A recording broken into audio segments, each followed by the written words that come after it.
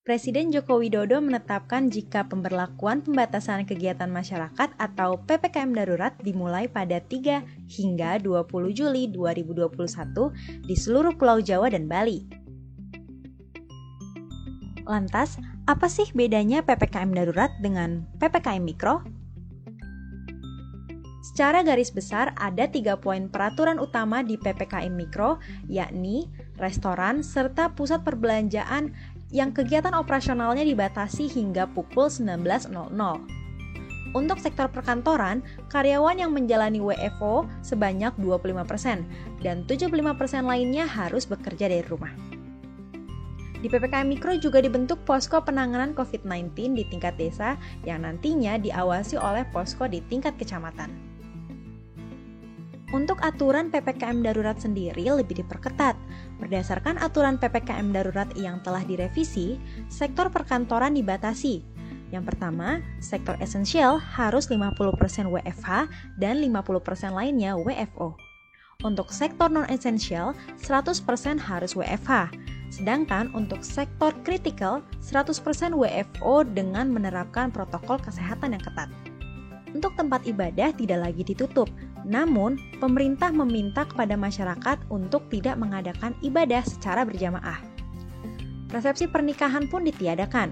Kegiatan belajar mengajar 100% dilakukan secara daring. Untuk toko kelontong, supermarket hingga pasar swalayan dibatasi jam operasionalnya hingga pukul 20.00. Sedangkan untuk pusat perbelanjaan seperti mal tidak beroperasi selama PPKM darurat diberlakukan. Untuk apotik dan toko obat diperbolehkan buka 24 jam. Rumah makan, restoran, kafe, hingga pedagang kaki lima hanya melayani delivery dan take away. Untuk transportasi umum juga dibatasi dengan maksimal penumpang sebanyak 70%. Lalu, kenapa ya pemerintah menerapkan PPKM darurat? Pertama, tingginya kasus COVID-19 di Indonesia. Dan yang kedua, adanya varian baru virus corona. Lalu, apakah PPKM darurat ini berjalan dengan efektif? Berdasarkan data peta sebaran COVID-19, kasus positif harian COVID-19 di Pulau Jawa dan Bali meningkat sejak 3 Juli 2021, di mana PPKM darurat mulai diberlakukan. Melihat kasus positif harian COVID-19 yang terus meningkat, Menteri Koordinator Bidang Kemaritiman dan Investasi Luhut Binsar Panjaitan dalam sebuah konferensi pers yang digelar pada hari Kamis 15 Juli 2021 lalu mengatakan jika virus COVID-19 saat ini didominasi oleh varian baru Delta. Dan menurutnya, masa inkubasi dari varian ini bisa 2 hingga 3 minggu lamanya. Jadi, dalam kurun waktu tersebut, bisa jadi akan terjadi lonjakan kasus harian positif COVID-19. Hal berbeda disampaikan oleh epidemiologi Universitas Gadjah Mada Bayu Satria Wiratama, di mana menurutnya PPKM darurat adalah kebijakan bagus, namun implementasinya justru sebaliknya.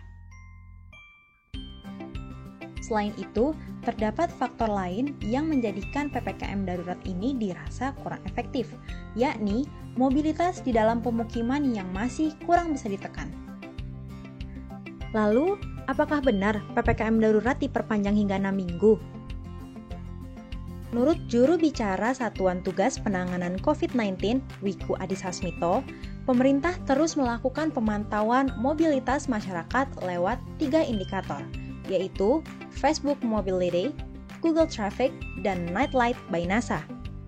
Di mana, berdasarkan analisis historis yang telah dilakukan, setidaknya dibutuhkan penurunan mobilitas 30 hingga 50% agar PPKM darurat tidak diperpanjang hingga 6 minggu. Hindari kerumunan dan mengurangi melakukan aktivitas di luar rumah. Pastikan juga untuk selalu menerapkan protokol kesehatan 3M agar terhindar dari virus COVID-19.